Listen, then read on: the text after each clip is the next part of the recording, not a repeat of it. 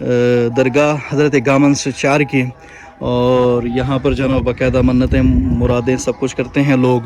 Doctor साहब सुनते हैं गामन सचार या सचार कि ये एक तो मैं आपसे पूछना चाहूँगा कि सचार या सचार सच कहने की वजह से, और दूसरी बात ये कि क्या इनका ताल्लुक जो ना इसी इलाके से है या किसी और जगह से है, और इतनी बड़ी हस्तियों के साथ जो ना यहाँ पे जो ना इनका क्या ताल्लुक था? हाँ, आपने एक ही गुफ्तगू में 4-5 सवाल कर जी बिल्कुल, ठीक है ना।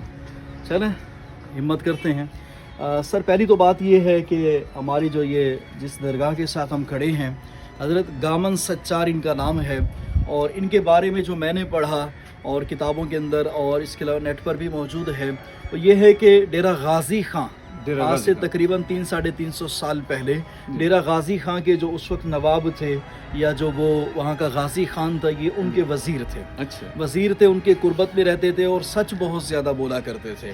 और उन डेरा गाजी खां वाले, डेरा इस्माइल खान वाले, उनकी मुल्तान के लंगाहों से हो गई लड़ाई, तो इन्होंने वहाँ पे सालिस का किरदार अदा किया, सच बोल बोल के लोगों को इकट्ठा करके, जिसकी वजह से जो ना इनको जो ना वो गामन सच्चार कहते हैं। गामन तो नाम था, लेकिन ये कि सच्चार, सुचियार, सच्चुदाना, इस तरीके से इसके नाम जो है वो मिलते हैं।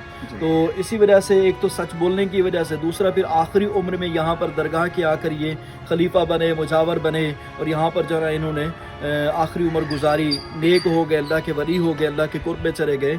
यूँ फिर इनके कदमों में यहाँ पर कुर्ब में मज़ार भी बन गया।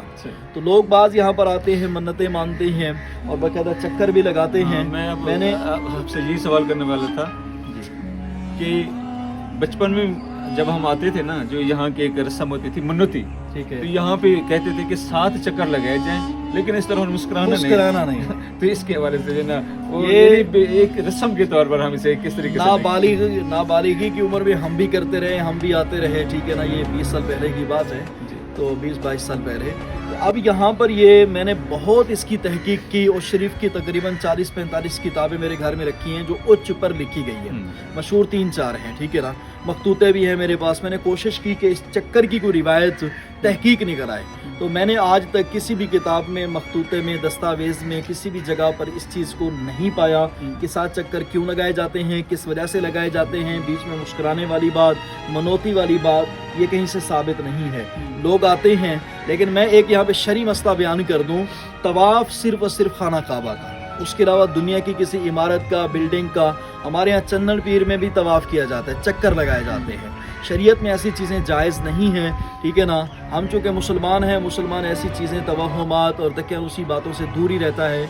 तवाफ़ सिर्फ खाना काबा का जो अल्लाह ने फरमाया, या फिर ये है कि सफ़ा मरवा के 7 चक्कर हैं, ठीक है ना। कुदरत ने हमें ये, अल्लाह ताला ने हमें ये दिया हुआ है, तो इसी वजह से मैं इस बारे में लब कुशाई नहीं करूँ। डॉक्टर साहब बस ये उनको ये मार्जिन देते थे, उनकी नीयत तवाफ़ की नहीं होती। तवाफ़ ये उनको मार्जिन हम दे देते हैं। तवाफ़ तो वही है ना। अच्छा, आज आपने एक बहुत बड़ा जो ना मसला ये हल कर दिया कि इनके हवाले से जो ना, वैसे तो बहुत से लोग जानते होंगे, लेकिन अब आपने ये भी बता दिया कि डेरा गाजी खान से इनका ताल्लुक था। जी। और ये वहाँ से हिजरत करके ये कोई बड़ी रूहानी शख्सियत नहीं थे।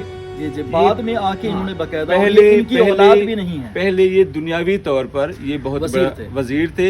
इसके बाद जब इन्होंने दरवेशी अख्तियार कर ली, दुनिया से किनारा कशी अख्तियार कर ली, तो आज अल्लाह ताला ने उन्हें ये मकाम दिया कि इनका बाकायदा मज़ार बन। बिल्कुल। अतराफ को दिखा दे, दाएं बाएं को, और एक चीज़ नीचे मैं फोकस करूँगा, वो भी आप देख लें। आ जाए।